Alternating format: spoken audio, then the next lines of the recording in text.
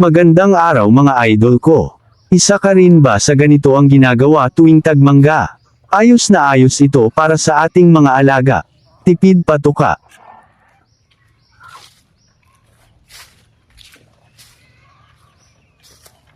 Sobrang laki ng benepisyo nito lalo na sa ating mga manok, na hinding-hindi nila makukuha sa pang-araw-araw nating ibinibigay tulad ng commercial feeds.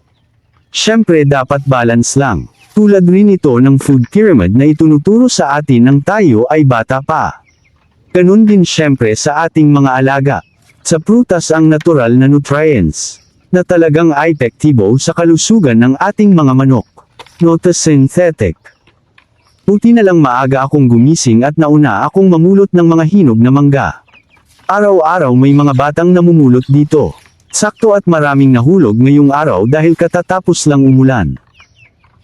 Itabi ko muna ito para hihiwain ko na lang para makatikim ang aking mga sisiw.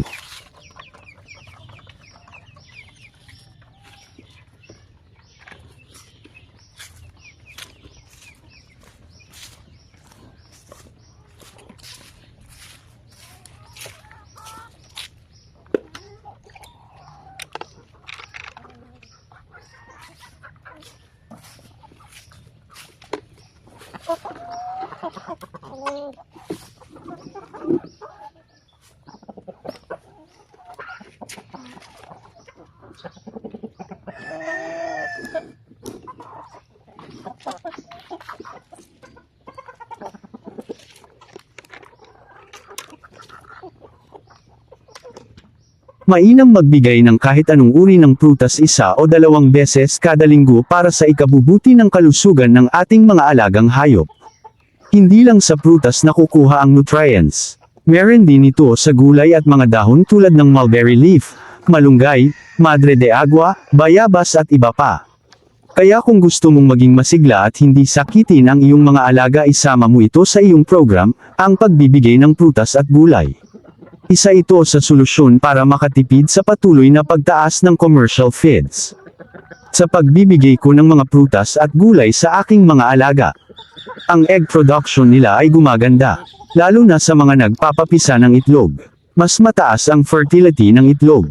At para naman sa pang-ulam na manok, ito ay sumasarap dahil rin sa tulong ng organic feeds. At kung nakasubaybay ka sa aking channel, tiyak na panood muna ang mga magagandang resulta kung paano sila mapabuti. At kung bago ka pa lang sa aking channel, huwag kalimutang mag-subscribe para updated ka sa mga next video ko na talagang makakatulong sa'yo.